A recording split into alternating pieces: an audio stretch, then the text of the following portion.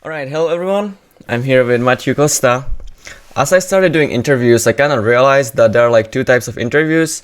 One is that I know the guy pretty well, maybe we like tested together, or we're just friends. And those interviews are like pretty easy for me because I just know the person usually pretty well and I know what to ask. And then you have interviews like today with Matt, where we talk at certain points, we also play 2 times at the Pro Tour. But I don't actually know you that well, so I'm curious to find out about all the things. How is going on with you? Well, first off, thanks for having me. Yeah. Happy to sit down and do an interview, and even if we don't know each other quite as well, hopefully people can still get a lot out of it, and should be fun for me. Do you remember the both matches that we played? The only one I remember is the Oko mirror. Well, we played the Pro Tour right before that in draft. Okay. Well, when we sat down for the Oko mirror, you remembered at that point, so you probably forgot. Yeah. No, it's so funny how that happens. I like to think of myself as someone who has a pretty good memory. And I will remember random details of matches from like 10 years ago, but then I'll also sit down and play someone at a Grand Prix and introduce myself, and they'll be like, yeah, we played last week. And it's like, oh, sorry, I just was, focusing on the match and, not paying attention to stuff like that. I mean, I didn't get insulted that much, I guess. Just a little bit. Yeah, it's, I always joked around with people when I was playing a lot that there could be a fire in the building while I was playing a match and I wouldn't notice. Like, I would just get such tunnel vision. And I think I've gotten better about that as I've gotten older, which means I've gotten worse at playing Magic because I get distracted more easily. That makes sense. For a little bit of introduction, maybe the information that I found online is incorrect, so correct me if I'm wrong, but the MTG wiki page or whatever says that you have like 1 Pro Tour top 8, 7 GP top 8s with 1 win. Is that accurate? Yeah, that sounds right. One of the top 8s was a team for GP. So I don't know if you count that or not, but yeah, actually the first time that I ever noticed you was, I think, during your GP win. You played Delver, I think, and everyone called you like a Delver master. I think you maybe back-to-back GP top 8s or something with that deck, or maybe like SCG or something. I don't know, but you were winning a lot with the Delver deck, right? Yeah, and I'm forgetting if it was the week after, 2 weeks after, but I top-8'd the PT with that deck, and then I won a Grand Prix right after. That must have been nice. It was. That was the thing that convinced myself for the next 7 years or whatever that I was good enough at Magic to keep going, but never really got to repeat that type of success. Do you just think that you were really good with that particular deck, or maybe you just got really lucky, or maybe you just played better at that point? What happened there? Yeah, I mean, I'm kind of half joking. I was playing a lot at that point in time. It was while I was in college, and I was, playing Magic and probably not focusing on school as much as I should have, but was just we've all been there. Yeah, was just playing Magic online nonstop. And definitely was, a deck I really enjoyed playing and felt really comfortable with. The other thing is, I think people have kind of rewritten history in terms of that deck was insanely popular, but I basically played 2 tournaments where I barely ever had to play the mirror, and it was just the best deck. So maybe I got really lucky in terms of pairings and just didn't get paired against many mirrors. Well, I think later, I'm sorry to interrupt, but I think later in that season it did became one of the really popular decks. But I think at the point where you won, it wasn't necessarily the case. There was also this illusion deck that was similar to that, and there was a lot of other decks. It wasn't clear that it was by far the best deck, so you're right about that. But yeah, and really the thing that pushed it over the top eventually was it would have been the next set when they printed a Restoration Angel. Yeah, and the kind of the best version of that deck eventually appeared. But Yeah, I mean, I thought it was really good, and it certainly helped that. Weren't you like one of the first people who like played the pike in the deck, or is that wrong? Like the No, invisible stalker kind of. I think that was pretty normal by the time I was playing the deck. You know, certainly like the list I played at the PT was more or less a stock deck. At that point in time, it just wasn't. I don't think it was as popular as it should have been relative to how good it was. So I already mentioned that that was like the time when I first noticed you. Maybe that was also like the peak of your Magic career or whatever. But you were probably around even like before that. You know, I don't actually know your story. Like, did you struggle to qualify for the PT? Like, how did it all happen? Like, how did you start playing Magic? How did you first qualify? Just like tell us something about yourself and Magic if you can. Yeah, so I started playing Magic when I was pretty young. I think maybe around 10. I can tell you, I'm pretty sure the first set that came out when I was first learning how to play Magic was Torment. But like, wow, that's a long time ago. I barely knew the rules. I was, as a kid, like, legitimately a kid. And then so kind of slowly started getting into it. And the thing that pushed me towards competitive Magic was the Junior Super Series. And so that was, for anyone who is listening that wasn't playing Magic 10 years ago, they used to have this series where you could win scholarship money, and originally it was only 16 and under, and then later it was 18 and under. Was it only in States, or was that the case like everywhere? I think it was only in the States, but maybe someone out there remembers having yeah, I actually wasn't playing at that point yet, so like I have no idea. But yeah, so you could qualify, and they had a tournament that was run simultaneously to nationals, to US Nats. That was the Junior Super Series qualifier. It's actually my best friend Chase Kovac won a qualifier for that, and I lost in the top 4. But I decided to go with him anyway, and I won like an LCQ to play in the JSS. It was in Baltimore, which is a 6-7 hour drive from where we grew up. My parents took us, which was obviously really nice of them. As an aside, that was like probably a huge reason why I was able to play so much Magic when I was younger, is that my parents were supportive of it and willing to drive me before I was able to drive myself and all of that. So it certainly was really I think key in me getting into competitive Magic.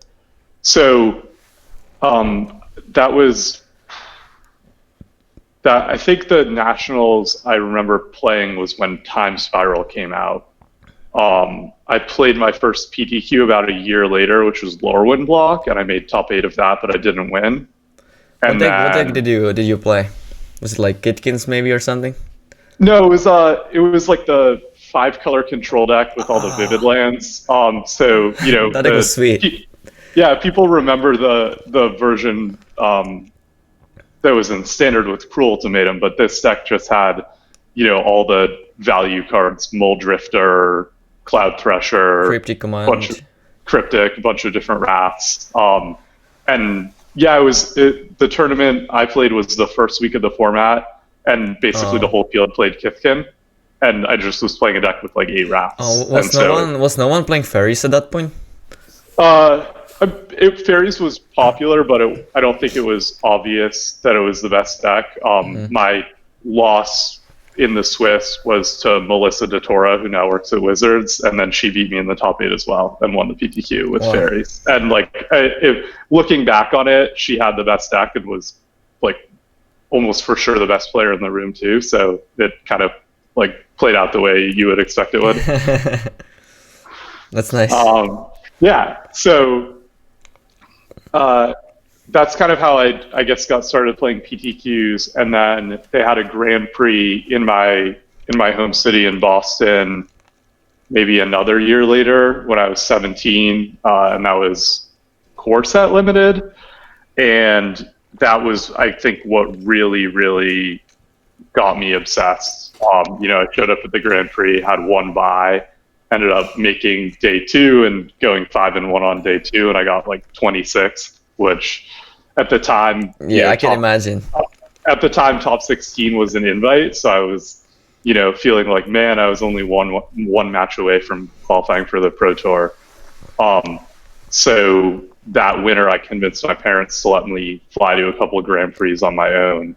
And I went to a Grand Prix in Houston and ended up getting 9th in qualifying for my first PT there. So from what you're saying, it kind of seems like, you have people that just like randomly they just play for fun, and then they like randomly qualify, which like qualifies them again, and then they just like by accident become a pro or whatever. But it seems like that wasn't necessarily the case for you. You kind of like tried for it pretty hard, if I understand it correctly. Yeah, I always knew, like, it was always something I really wanted for myself. I was obsessed with it. I watched every webcast of the Pro Tour at that point in time. Like, it was all pre-Twitch. I listened to every, podcast episode. Back then it was either Randy Bueller or Rich Hagon, like, walking around and talking to people at the PTs. And, like, I just wanted to get there so bad. And at the same time, I really didn't have that many opportunities to try to qualify. I think by the time I qualified, it was at my 3rd Grand Prix, and I'd only played maybe 3 or 4 PTQs, because like opportunities to go to those things when you're young and don't really have the ability to like drive yourself there are kind of few and far between. So just got lucky that I think I played a lot of Magic Online, and so I think I probably got to the level of a decent PTQ player, but didn't actually have that many chances to try it out at that level until I eventually got to qualify. So what was like the actual motivation? Was it just that like you watch, as you said, a lot of broadcasts and stuff, and you just like wanted to go to PT one time, or was your aspiration to like actually become a pro? Or you just like love the game so much, and like because you love it, you just wanted to be the best at it or whatever? Yeah, I mean, I think there was aspiration to become a pro. Like looking back on it, like I don't know that I ever really wanted the full lifestyle of like doing Magic and only Magic, but the idea of like going to every Pro Tour, or getting to go around the world, meet all these people from different places, compete at the highest level, like that's, I'm absurdly competitive, which I'm sure almost everyone who you've had on this has said the same thing. And like, I think it's hard to get to that level without some of that. You would be surprised. A lot of people that I interviewed actually said that they kind of like hate playing and hate traveling and stuff. I don't really know why you're doing it, but I don't know. Not true for everyone, for sure. Yeah. So did your perception about the Pro Tour change after you like kind of established yourself there? Because it was definitely the case for me. Like before I ever got there, I kind of dreamed about it, and just like I just thought about it in like a kind of a different. It was very different from what I thought it was. Was that maybe the case for you? Yeah, I think maybe there was a little bit of disillusionment. Like you build this thing up in your mind to be some like grand spectacle, and then you get there and it's basically just another a PTQ, tournament. except everyone's really good. Mm-hmm. And so I think there was a bit of that for me. I also think there's just, before you ever qualify, like I think you imagine how good people are as like there's a big stepping stone between playing in PTQs and playing on the PT, and the reality is that the gap between the players on the PT and the best players at a PTQ isn't really very different at all. So, I think it, in some ways that I don't know, maybe disillusioned me a little bit, but it also, I still loved it, and I, loved competing against the best players and getting to know people. So you finally got there. Then I don't know if you like got on the train because of that top 8 and the GP win. Is that the case? So that was Hawaii was my PT top 8. That would have been my 5th PT. So I actually made level 4 the year before, which was Like equivalent to gold, I guess. yeah, basically gold. So the timeline is, I played my first PT in San Juan in 2010. Didn't do particularly well, but randomly played against a bunch of people that I would become good friends with like later in my Magic career. Can you mention some names if you can? Yeah, it's the first time I ever played against Gabe Nassif, who was my testing partner for on the Pantheon for a bunch of years. And it was actually the second time I played against Martin Yuza, who he and I intentionally drew in the last round of the Grand Prix where I qualified for that tournament. And so it's funny. Martin is in some ways like the single person who I think welcomed me to pro Magic more than anyone else.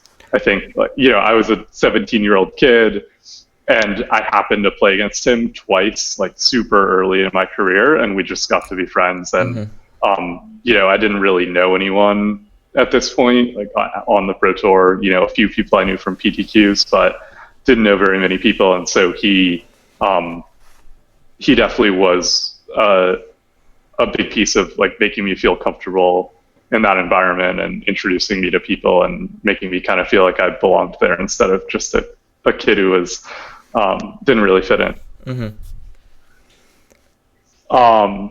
So that would have been 2010, and then a year later I qualified for Pro Tour Nagoya in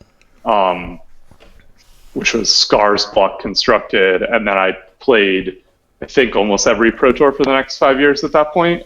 So I played in Nagoya, didn't do well, top 8 at a Grand Prix, which qualified me for Philly, didn't do well, top 8 at another Grand Prix, which qualified me or gave me enough points to go to Worlds, and then at Worlds I did just well enough to make, effectively gold. And so, kind of made the train, I guess, the hard way, if you will.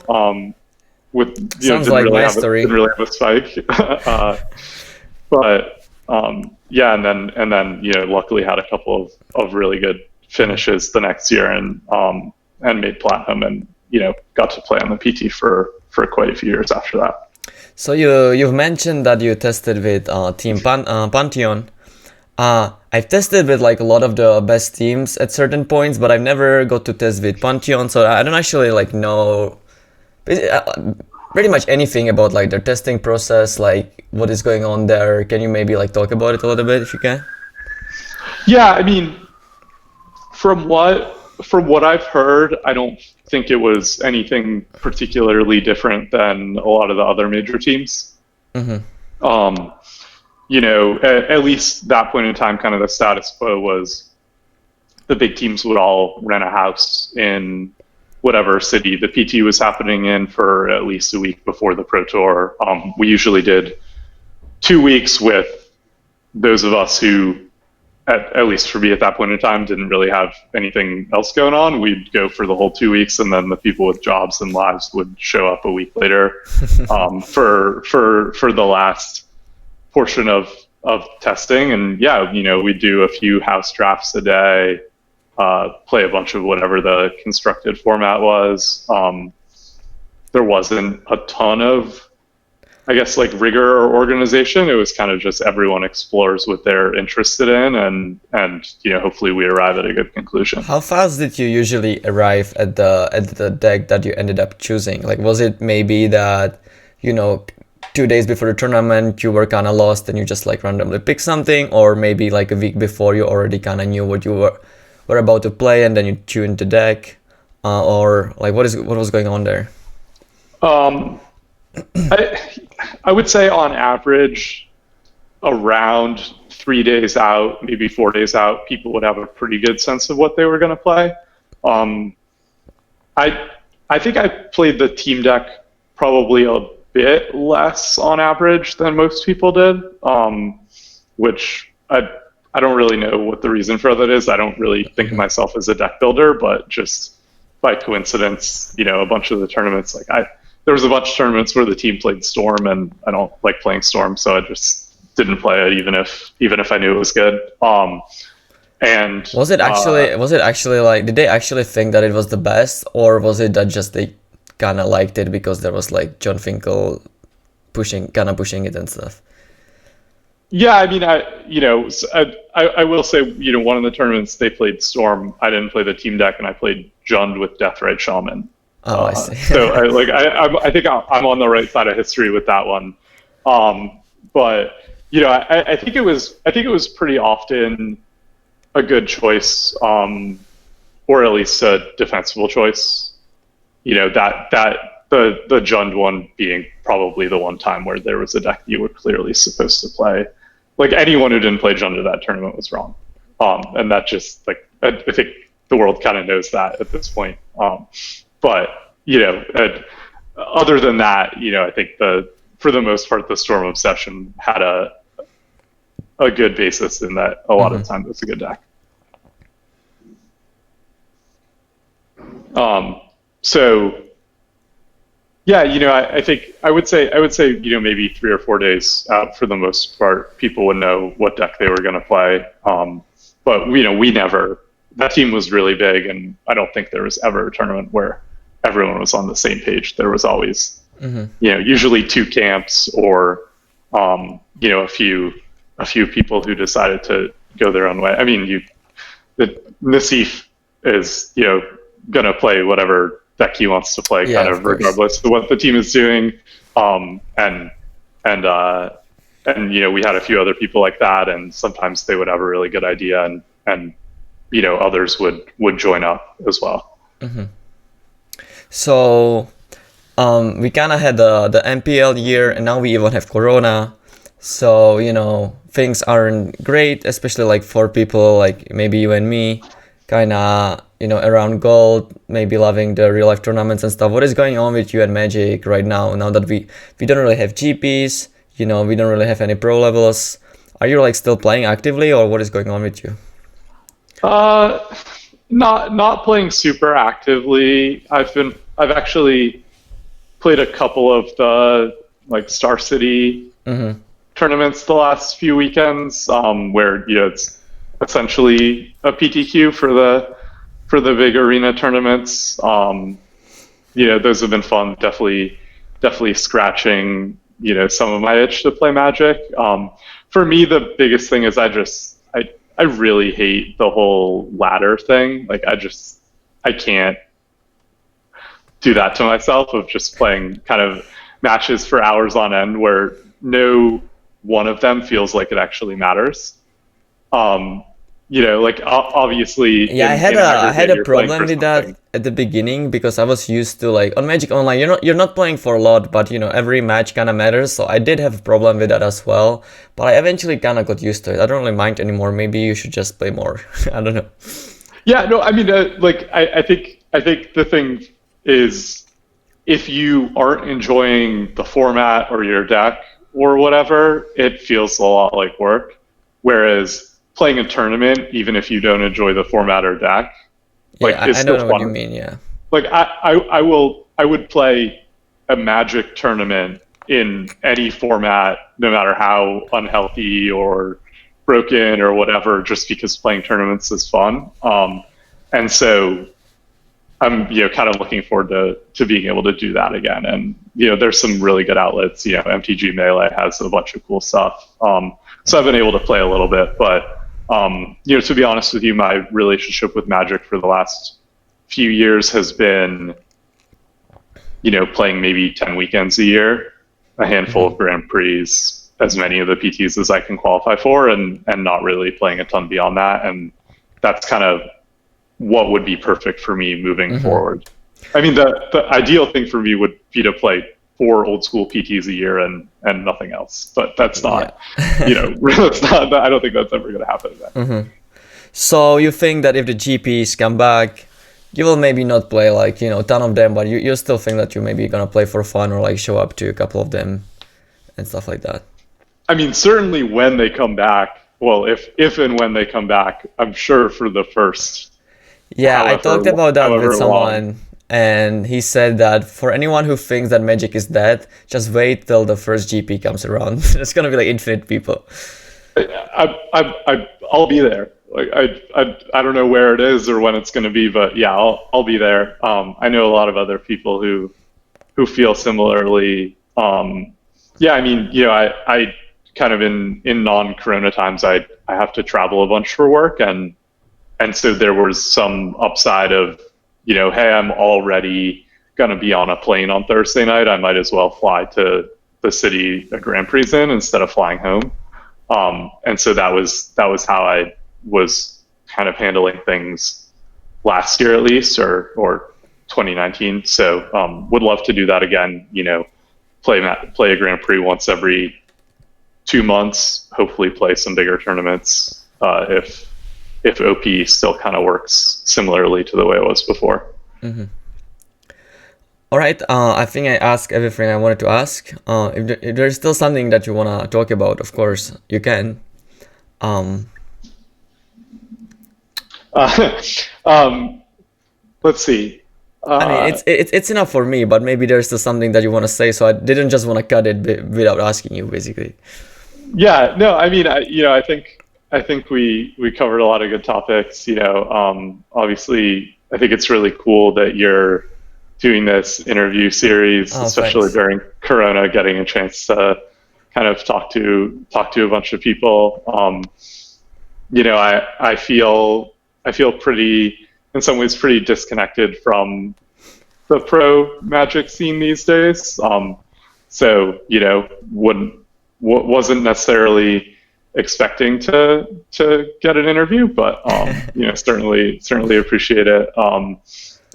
Yeah, I mean, I'm just really looking forward to getting a chance to play in-person Magic again. I'll kind of leave you with an anecdote from the last real PT, which I guess would have been in Richmond, or not real PT, but real Mythic Championship, which would have been in Richmond. Was it the one that Andre won? Yeah, the Oko PT where we played. So, Worst PT of my life.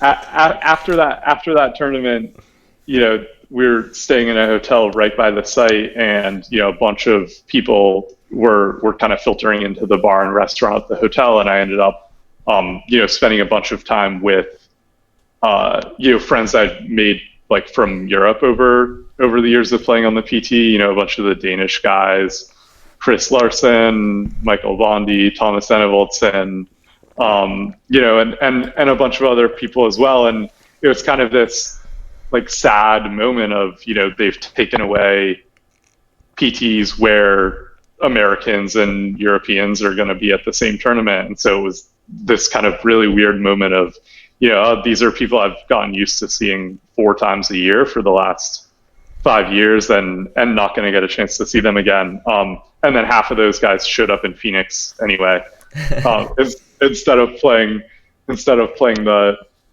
European RPT. But I just kind of really hoping that we get back to a point where I'm able to kind of keep some of these connections going from people that aren't just in the States, and that's what has really made this also fun for me. Yeah, I agree with you. That would be awesome. It was kind of, I don't know, 4 times a year we just like all meet up and see each other, and now it's just all gone. It like loses a lot of its magic. It's kind of sad. Yeah, it's funny how like I guess quickly you develop friendships with people that you've maybe only like seen or met a handful of times in your life, but that was always like really cool to me, was someone I've only met a few times but consider a friend, and then I don't see them for 6 months and then see them at a tournament, and it's like no time had passed. And that was just it's such a cool part of the Magic community. Yeah, I agree with you. Not sure if it ever comes back, man. But we can hope so, I guess. Yeah. Well, like I said, whenever the first Grand Prix is that it's safe for everyone to go to, I guarantee you I'll be there. All right, guys. Thank you, man.